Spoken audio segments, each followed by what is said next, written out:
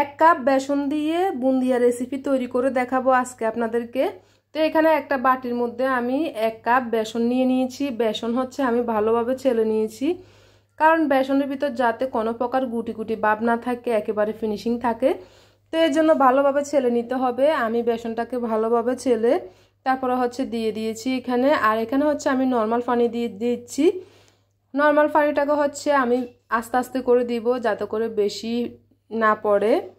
আস্তে আস্তে করে দিলে আসলে আমরা ডোটা সুন্দর করে বানাতে পারবো, এই জন্য আমি আস্তে আস্তে দিচ্ছি আর সুন্দর করে ডোটাকে মিশাচ্ছি ভালোভাবে।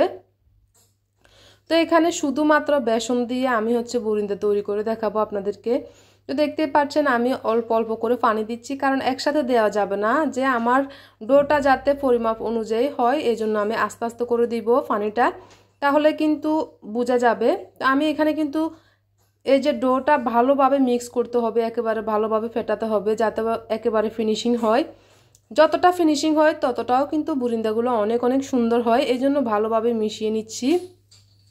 আর আমি কিছুক্ষণ পর পর এখানে হচ্ছে পরিমাণ মতো পানি দিয়ে দিচ্ছি। আমার একেবারে ডোটা পারফেক্ট হওয়া পর্যন্ত আমি এখানে পানিটা অ্যাড করছি, কারণ ডোটা পারফেক্ট হলে কিন্তু আমাদের বুন্দিয়াগুলো পারফেক্ট হবে একেবারে সুন্দরভাবে। তো এই জন্য দেখতে পাচ্ছেন কতটা আমি ফিনিশিং করে এটা হচ্ছে মিশিয়ে নিচ্ছি। এখন আমি দেখব আমার ডোটা কি পারফেক্ট হয়েছে কিনা। এখন একটুখানি আমার পানি লাগবে। আমি কিন্তু বুঝতে পারি, এখানে যারা আসলে এগুলা তৈরি করে তারা কিন্তু বুঝতে পারে কতটা পরিমাণ। তো আমিও আপনাদেরকে কিন্তু দেখিয়ে দিব কতটা এখানে ডো কিরকম হলে কিন্তু বুন্দিয়াগুলো একেবারে পারফেক্ট হবে সেটাই দেখাবো। এই জন্য কিন্তু অনেকক্ষণ ধরে মিশাচ্ছি ভালোভাবে। তো এখন হচ্ছে যে আমার ডোটা কিন্তু একেবারে পারফেক্ট, আর কোনো পরিমাণে এখানে পানি দেওয়া লাগবে না, দেখতে পাচ্ছেন এই যে। এখন হচ্ছে আমি তৈরি করতে চলে যাব বুন্দিয়াগুলা। এখানে হচ্ছে আমি পরিমাণ মতো তেল দিয়ে দিয়েছি কড়াইয়ের মধ্যে। তো আমি হচ্ছে তেলটা গরম হয়েছে কিনা একটুখানি দেখছি, কারণ তেলটাও কিন্তু ঠিক মতো গরম হতে হবে। অতিরিক্ত গরম হলেও হবে না, একেবারে কম হলেও হবে না, যাতে করে আমি দিলে এই যে বুন্দিয়াগুলো দিলে যাতে সাথে সাথে ফুলে উঠে, ওই অনুযায়ী কিন্তু তেলটা আমার গরম হতে হবে। তো এখন আমি দেখছি আমার হয়েছে কিনা, কিন্তু পারফেক্ট হয়েছে আমার। এখন হচ্ছে এরকম একটা ছাঁকনির মতো একটা চামচ নিয়ে নিব, এতে করে কিন্তু খুব সুন্দরভাবে একেবারে গুলুমুলু বুরিন্দাগুলো হবে, আপনারা দেখতে পারবেন আমি যখন বানাবো। আমি আবারও চেক করছি, আসলে আমার তেলগুলো এই যে দেখতে পাচ্ছেন একেবারে সুন্দর বেশি উঠে গেছে, তার মানে আমার তেলগুলো গরম হয়েছে পারফেক্টভাবে। এখন হচ্ছে আমি বুন্দিয়াগুলো ছেঁকে নিব, দেখবেন আপনারা কত সুন্দর করে পড়ে এখন, কিংবা কোনো প্রকারের লেজ বের হবে না। অনেক বুন্দিয়া বানায় কিন্তু লেজ বের হয়, দেখতে পাচ্ছেন আমি এই যে চামচের সাহায্যে কিন্তু এই যে ছাঁকনির মতো চামচে দিয়ে দিচ্ছি আমার ডোটা। আর আপনারা আরেকটা জিনিস ফলো করবেন, কিন্তু এই যে আমি যে ছাঁকনির মধ্যে নিয়েছি এটা যাতে কোনো প্রকারের জাঁকাজাকি না করি, জাঁকাজাকি করলে কিন্তু লেজ বের হবে। আমি আবারও বলছি, দেখতে পাচ্ছেন আমি শুধু একটুখানি এই যে চাকনিটা একটুখানি ঘুরাচ্ছি, কারণ আমার তেলের উপর যাতে ঠিকঠাক মতো বুন্দিয়াগুলো পড়ে, একটার উপর একটা যাতে না পড়লে কিন্তু লেগে যায় অনেক সময় একটার সাথে একটা, এই জন্য কিন্তু একটু ঘুরিয়ে ঘুরিয়ে আমি হচ্ছে এগুলা দিচ্ছি। আর আপনারা কিন্তু এই যে ছাঁকনিটা জাঁকাজাকি একদমই করবেন না, ছাঁকনি জাঁকাজাকি করলেই কিন্তু লেজ বের হবে। আমি আবারও বলছি, দেখতে পাচ্ছেন আপনারা কিন্তু বুঝতে পারছেন আশা করি কত সুন্দর হয়ে গুলুমুলু হয়ে এখানে এই যে পড়লো, একটাও কোনো প্রকার আমার লেজ বের হয়নি। আপনারা দেখতে পারবেন আমি যখন একবারে আপনাদেরকে লাস্ট অবস্থা দেখাবো তখন বুঝতে পারবেন।